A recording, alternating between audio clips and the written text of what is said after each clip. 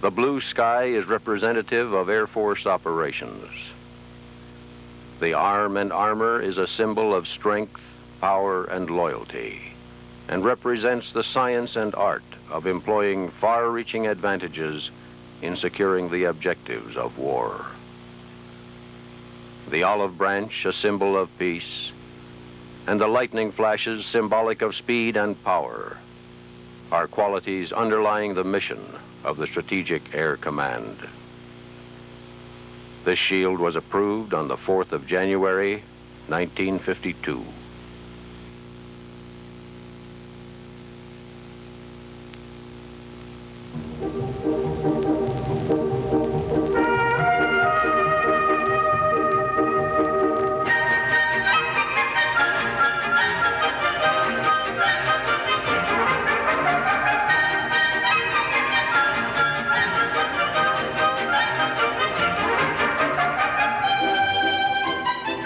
Military aviation was born in the United States in 1908 and 9, when the Army tested and purchased its first flying machine from the Wright brothers.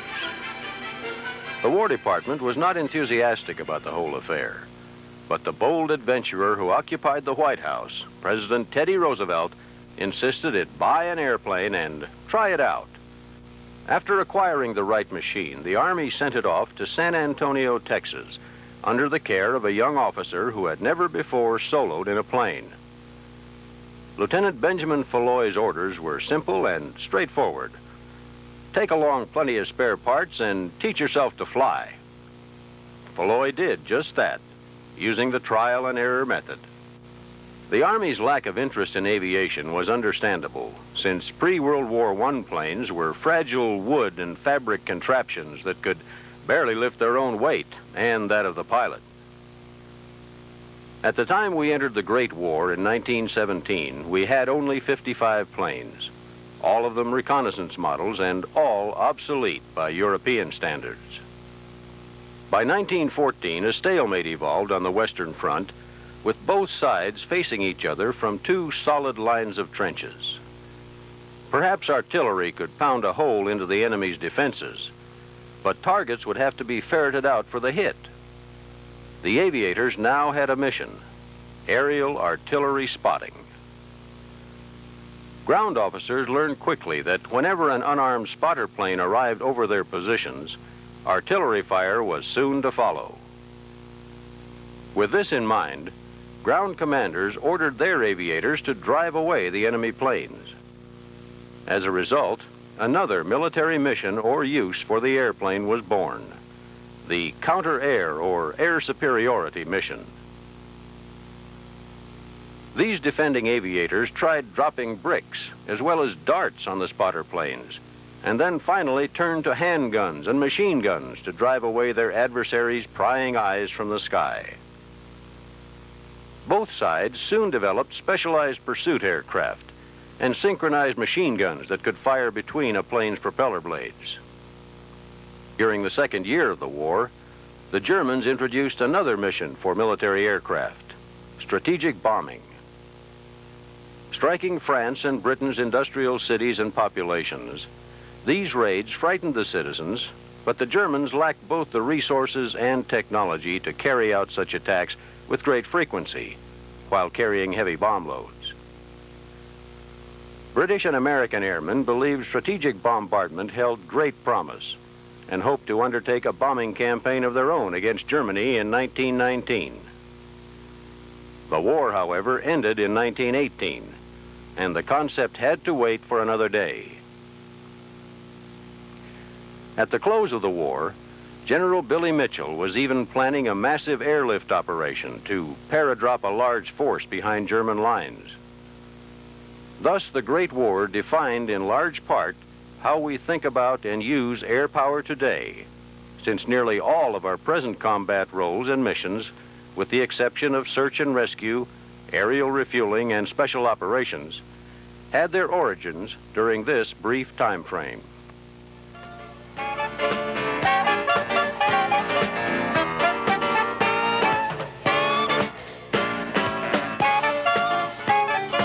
The 1920s proved to be the most frustrating period in military aviation. The U.S. Army aviators watched their wartime air organization disintegrate in America's rapid post-war demobilization. The Army's leadership made it quite clear that military aviation was only an auxiliary force, whose task it was to support the queen of battle, the infantry. Of 27 aviation squadrons authorized in 1920, 19 were reconnaissance units. This emphasis on reconnaissance wouldn't change unless men like Benny Falloy, Billy Mitchell, and Hap Arnold were successful in pleading for an independent Air Force. They believed that military aviation could, someday, be an extremely valuable asset to American national security only if responsibility for its development was placed in the hands of the flyers themselves. The Army vehemently opposed creating a separate Air Force and relied on one principal argument to defeat the independence campaign. Unless military aviation could make a unique contribution to victory in war, unrelated to the operations of the Army and Navy, it should be left under the control of the forces it supported. Brigadier General Mitchell, serving in the early 1920s as Assistant Chief of the Air Service, along with other Army flyers, spelled out two such missions: coastal defense and strategic bombardment. The Army wasn't impressed with either proposed mission, while several Sea Service leading admirals went so far as to deny that airplanes could sink naval vessels. Mitchell made them eat their words when he sank the ex-German battleship Ostfriesland in the celebrated ship bombing tests of 1921. In Mitchell's and other Army aviators' views, the air arm was the only force that could destroy both the enemy's Navy and Air Force before they could reach American shores. Mitchell also charted the Air Corps course in strategic thinking. He was fully convinced that a powerful strategic bombing campaign would be able to win the next war single-handedly. This view eventually came to dominate Air Corps thinking in the next decade.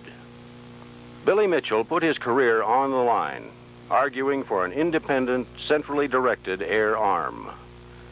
He lost, and his court-martial in 1925 had a temporary quieting effect on the flyers. By the early 1930s, Chief of the Air Corps Benjamin Falloy and other flyers were at it again.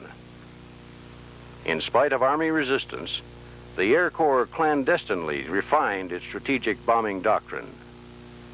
The aviators believed they could win a war before an invasion could take place, and thus would achieve their long-sought independence at the conclusion of the war. They were only half right.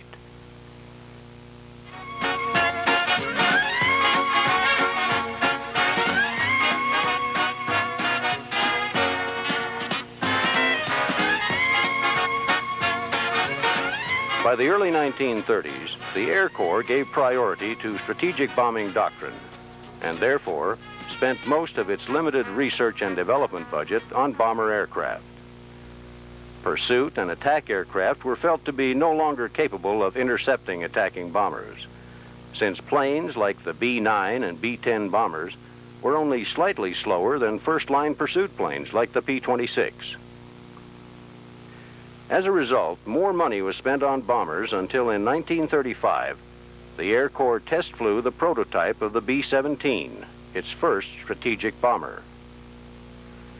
The aviators now had a plane that could support their doctrine. In addition to the B-17, 1935 produced another step forward for the Air Corps when the Army finally allowed it to consolidate all of its combat forces into a centrally controlled air strike force. The General Headquarters Air Force was not a new idea.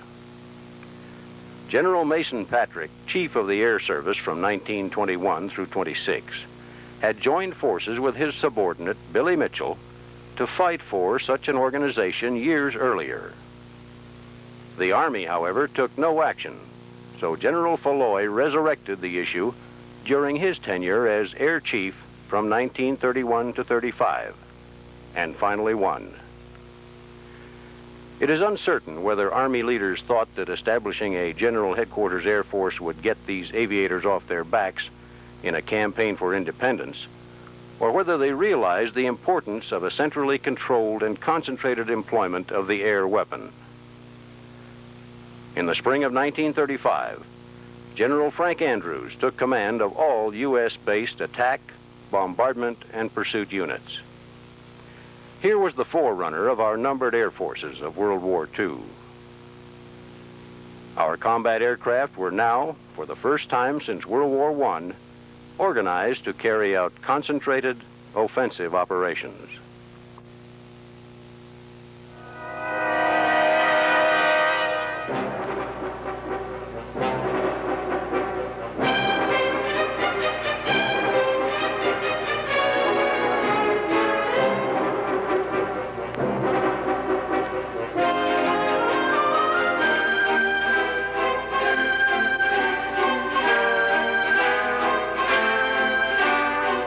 When the U.S. entered World War II in December 1941, the Air Corps had fully refined its doctrine for strategic aerial warfare.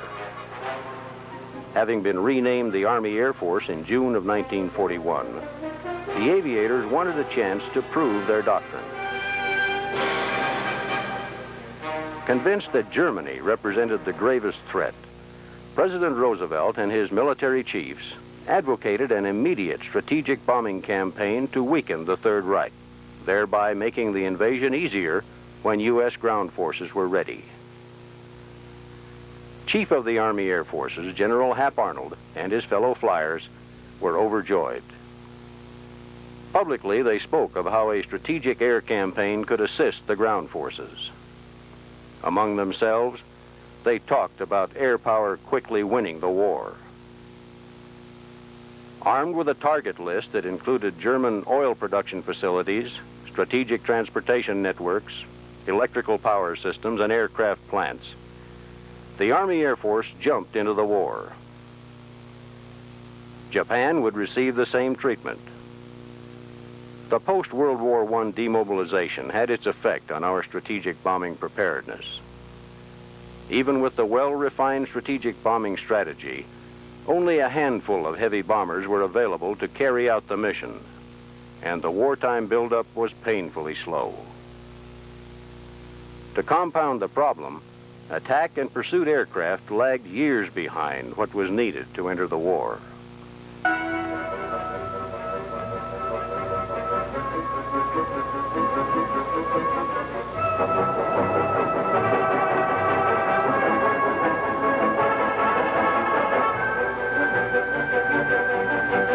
The 8th Air Force, whose stated mission was strategic bombing, began operations from England in mid-1942. During its first year of combat, however, much of the 8th's effort was directed against German submarine pens in the hope of destroying the underwater menace plaguing Allied shipping.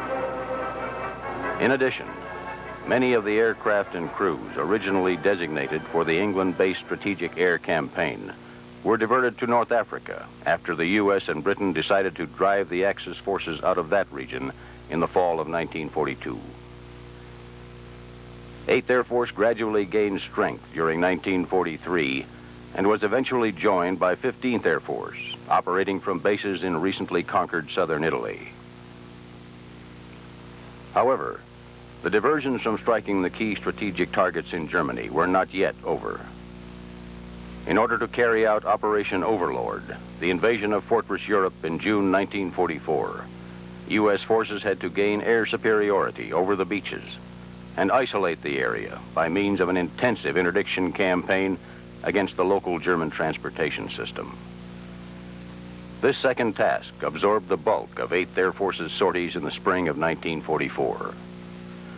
Not until mid-year were American long-range bombers able to implement a sustained strategic campaign against German targets. Diversion of effort and lack of resources were not the only problems confronting the American aviators. In 1943, as U.S. bombers ventured unescorted deeper into Germany, their losses at the hands of German fighters shot up alarmingly. responsible for the daylight strategic campaign against Germany, which was to complement the night attacks conducted by RAF Bomber Command. The Americans were coming to realize that their pre-war faith in unescorted operations was misplaced. Between January and July 1943, 8th Air Force lost a total of 299 heavy bombers, more bombardment aircraft than it has possessed in December of 1942. The situation was soon to take a turn for the worst. In major raids over Germany in August and September, the mighty 8 sustained losses of 16 to 20% on each occasion. Crew morale hit rock bottom, for the flyers realized that most of them would not live to complete the 25 missions necessary for rotation back to the States. For the 8th Air Force and the doctrine of unescorted bombing operations, the final straw was the disastrous Schweinfurt raid of 14 October 1943. Out of 291 heavy bombers that flew the mission, 60 were destroyed and another 138 suffered battle damage. The Army Air Force's leaders at last were conclusively convinced that German fighters would continue to rule the skies until the U.S. could find and deploy a suitable fighter escort plane. With General Hap Arnold now intensely interested in rapidly developing a suitable long-range fighter, the Army Air Force discovered it already had the solution in hand. By attaching expendable drop tanks to the P-47, thus greatly increasing the Jug's range, the aviators had a quick interim fix. However, the real solution to the problem of escort lay in the P-51 Mustang, a plane first produced for the British in 1941. Refitted with a powerful Rolls-Royce Merlin engine, additional internal fuel tanks as well as drop tanks, the P-51 had a speed of 400 miles per hour and a range greater than that of the B-17. The 8th Air Force generally avoided deep penetration raids until the new fighters were ready. Then, in the early spring of 1944, American bombers and fighters began operating together in the skies over Germany. The heavy bombers served as bait for the enemy fighters as they dumped their loads of bombs on critical German strategic targets. When the Luftwaffe ventured up in an attempt to stop these attacks, American fighters gave them a nasty surprise. In time, the Germans gradually lost control of the sky. The Nazis continued to expand their fighter forces until the last year of the war, but their loss of experienced pilots could not be recouped. As a consequence, bomber losses continued to drop throughout the remainder of the war, bottoming out at approximately 2% per mission in early 1945. The 8th and 15th Air Forces were now able to pursue strategic bombing operations without fear of ultimate annihilation. Equally as important, they secured air superiority for the June 1944 Normandy invasion, a prerequisite for launching Operation Overlord. American aviators had entered the war confident that they could quickly win command of the air by bombing the enemy's aircraft industry. Instead, they won air superiority in 1944 by means of air-to-air combat and tactical attacks on German airfields. Strategic bombers did, however, play an important part in counter-air operations, as well as in delivering ultimate victory to the Allies. With the invasion of Fortress Europe behind them and air superiority now a reality, from the summer of 1944 onward, Army Air Force heavy bombers concentrated on 2 German target systems they had designated as critical in 1941. The results from their persistent pounding of German petroleum production facilities and the German transportation system were outstanding. Continued attacks on petroleum had a disastrous effect on the German war machine.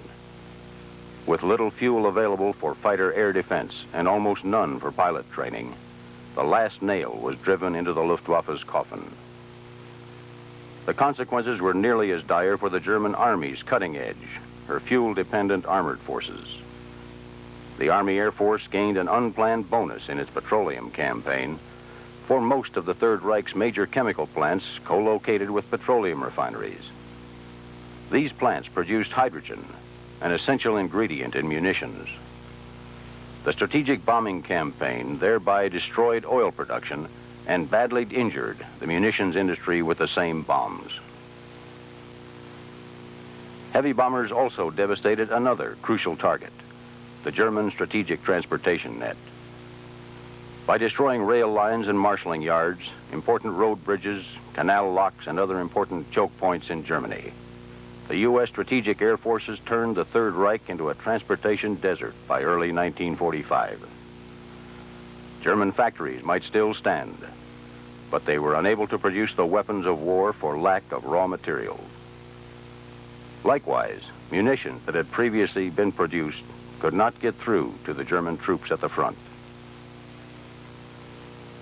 The strategic bombing campaign's contributions to victory came late, but this should not detract from their importance. It took time to build up a powerful air force and to win approval to concentrate its destructive might on key industrial targets. Likewise, a persistent campaign was not possible until the air superiority problem had been resolved. Yet American strategic bombing, through its destruction of petroleum production, the strategic transportation system, and portions of the chemical industry, certainly hastened and perhaps ensured victory over Nazi Germany. General George Patton's Third Army made perhaps the most effective use of air power during its advance across France and into Germany. Pre-planned sorties ranged just ahead of Patton's armored columns, locating and frequently destroying enemy armor and strong points. American fighter bombers covered the Third Army's exposed right flank, providing security as the soldiers dashed forward. Other American field armies operating in the European theater also benefited tremendously from this better organized, more sensibly employed air power.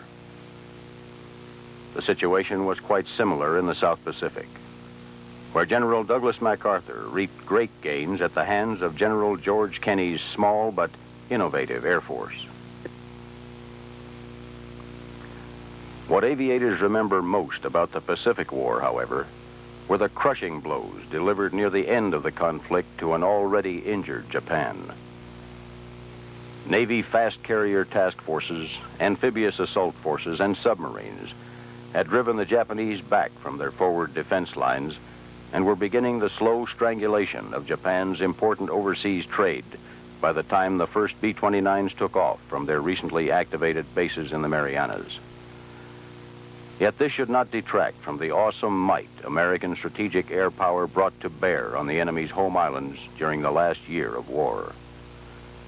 21st Bomber Command had to wait until mid-1944 for the Navy to conquer bases for it that were within range of Japan. But once this strategic bombardment force got into action and refined its strategy, it became a key instrument in speeding victory.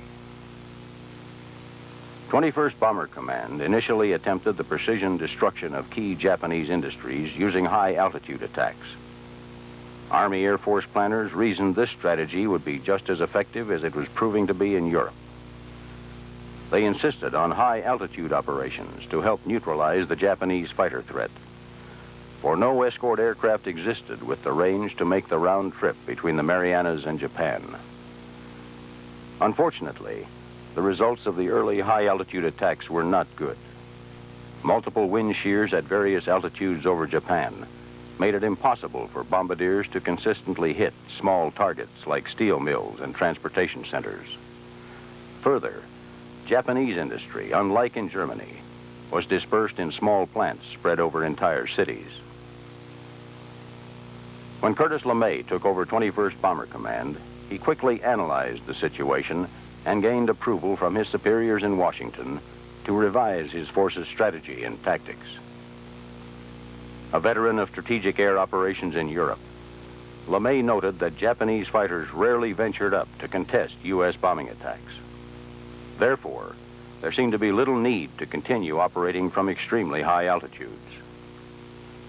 LeMay experimented by sending some of his force in over their targets below 15,000 feet.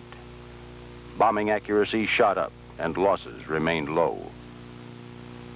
When his target analysts confirmed the dispersed character of Japan's industry and the flammable nature of her urban structures, the hard-boiled LeMay initiated a new strategy. Low-altitude firebombing aimed at incinerating the enemy's industrial cities and at directly affecting the will of the Japanese people to continue the war. Such attacks could be carried out at night, where there was no need for pinpoint precision. In addition, darkness would offer increased protection to the bomber force as it penetrated the targets only 5,000 feet above the ground. The bomber crews were at first fearful of the changes LeMay instituted, but the successes these new methods produced at no additional cost in crew member lives soon won them over. 21st Bomber Command's first massive firebomb attack, and probably its most dramatic, took place on the night of 10 March, 1945. In that one raid, LeMay's bombers burned out 15 square miles of downtown Tokyo. Some authorities estimated that as many as 100,000 Japanese died as a result.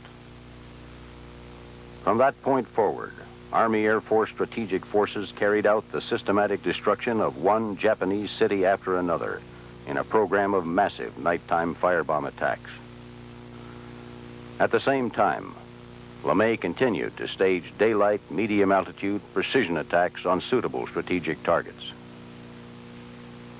By the summer of 1945, the Japanese economy was in the last stages of collapse. Likewise, as a consequence of the combined effects of the Navy's sea interdiction campaign and the Army Air Force's strategic bombing efforts, the citizens of Japan had been reduced to a starvation diet and were longing for an end to the war.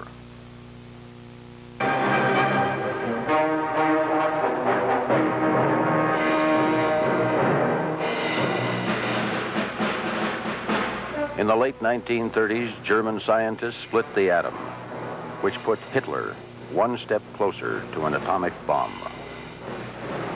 Alerted to this fact, American scientists were gravely concerned and shared this news, but government officials didn't take it seriously. On August 2nd, 1939, a letter from Albert Einstein only received a passing glance from the president. Hitler's blitzkrieg in 1940 captured uranium in Belgium, Norway's heavy water plant, and France's facilities to produce a new bomb. President Roosevelt was now interested, and on December 6, 1941, signed the Manhattan Engineering Project into reality. Only a handful of people knew of this project. On December 2nd, 1942, at Stagg Field in Chicago, Enrico Fermi, the Italian navigator, split the atom, proving a bomb was possible. Oak Ridge, Tennessee is to become the largest manufacturing plant ever conceived, to produce 100 pounds of uranium-235, which, up until now, was only found in microscopic quantities. Short of copper wire due to the wartime drain, the only suitable replacement is obtained. Silver, 10 tons of it. $300 million of silver coin is melted down to produce the wire needed for this massive plant employing 82,000 people. To prevent leaks, people hired as trash collectors have to be illiterate so as not to stumble on classified documents. $1 billion already having been spent causes a young senator, Harry Truman, to launch an investigation. As head of the Military Affairs Division, Senator Truman is told by the Secretary of War that this is the greatest project in the history of the world.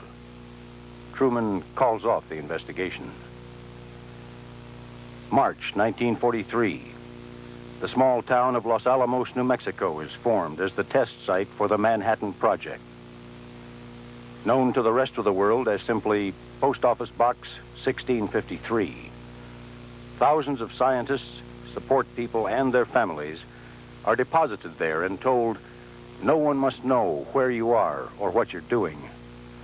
The bomb, which would have taken 20 years to perfect, is given less than 2 years to complete. Meanwhile, in 1944, the nucleus of the squadron picked to drop the atom bomb is formed at Wendover Field, Utah. Their commanding officer, 29-year-old Colonel Paul Tibbets, is only allowed to tell them what they will do can shorten the war, and that they must keep their eyes open and their mouths shut. The 509th Composite Group starts a unique training program to drop a single bomb from 30,000 feet with extreme accuracy, and then to get their planes out of there as soon as possible. British bombers are now sent into Norway to wipe out Germany's supply of heavy water needed for atomic bomb development. Ironically, Hitler, years previously, gave up the idea of atomic energy development in favor of the V-2 rocket. Allied intelligence, however, reported that Hitler may be close to an atom bomb, which can give American scientists the extra push that they needed for their bomb's completion. April 12, 1945. Franklin D. Roosevelt died, and a little-known senator, Harry Truman, is thrust into the presidency and learns of the Manhattan Project that day. He is faced with 4 choices concerning the employment of the atomic bomb. 1, forego the bomb and invade Japan, costing as many as 1 million American lives. 2, demonstrate the weapon to Japan on a deserted island. 3, to warn Japan where the bomb would be dropped. Or 4, to drop the bomb. Demonstrating the weapon, which has not yet been proven, may boost the Japanese morale if it's a dud. Forewarning the Japanese may cause them to move prisoners of war into the target cities. President Truman's decision was a difficult one, but he chooses to drop the bomb.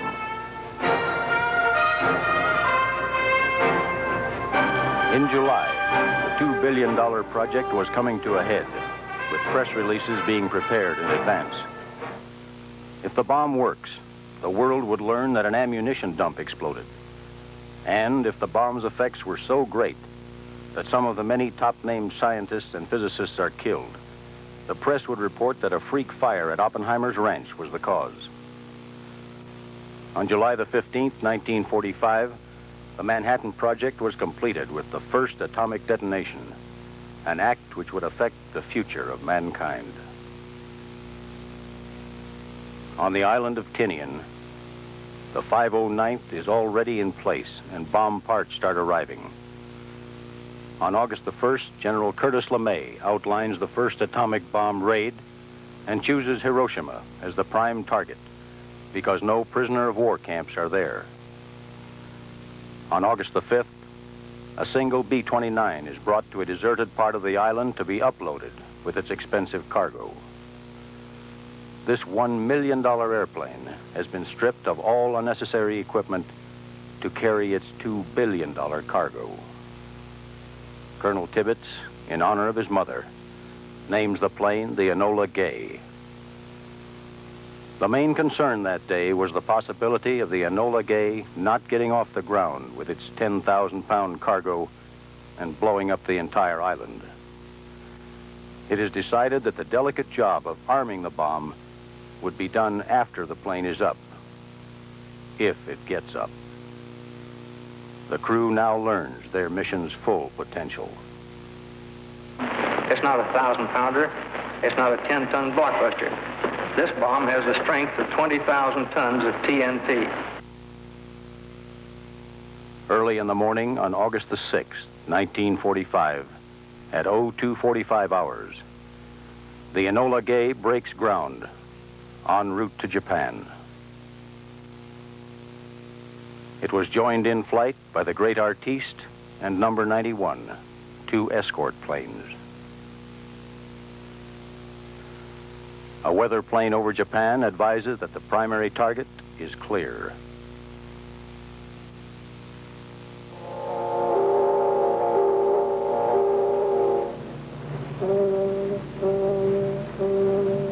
At 8:11 a.m., the Enola Gay arrives, on time, on target, over Hiroshima.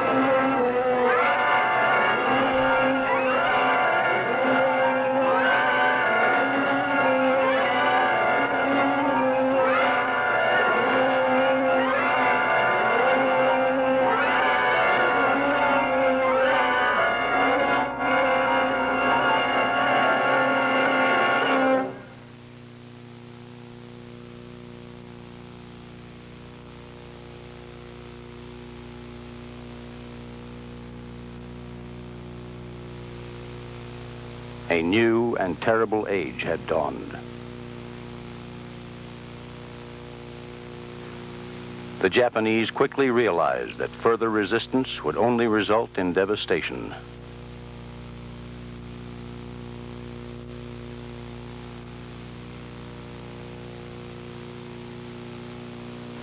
They surrendered.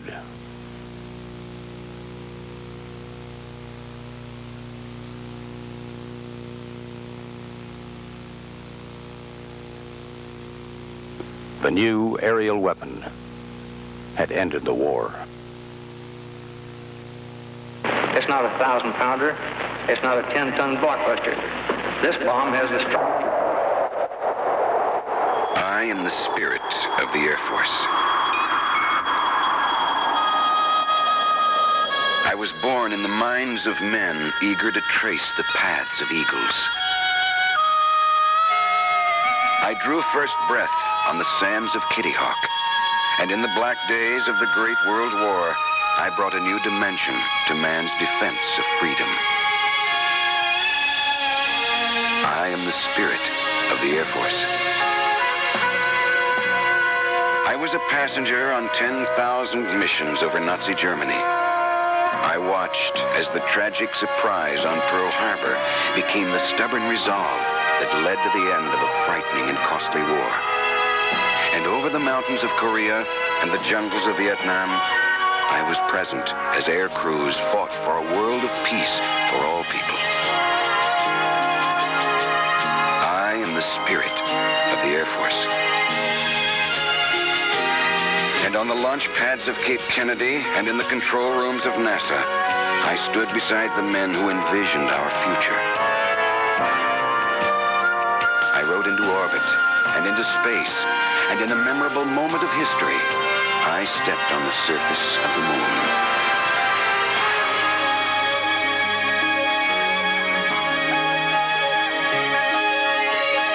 I am the spirit of the Air Force. When the Iron Curtain was shattered by an airlift to Berlin, I was there. On the wings of sympathy and support, I have visited the nations of the world. In times of famine and hunger, amid sickness and death, into the tragedies of human and natural disasters, I have flown. I am the spirit of the Air Force.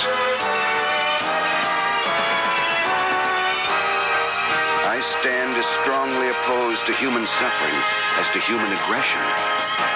I am the spirit of the Air Force. On 400 bases and stations around the world, I work with men and women who help make our nation great. In the homes of Air Force families and in the memories of Air Force veterans, I am alive.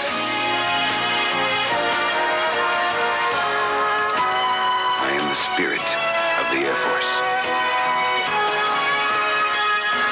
I travel the paths of earth and sky in the name of freedom for you.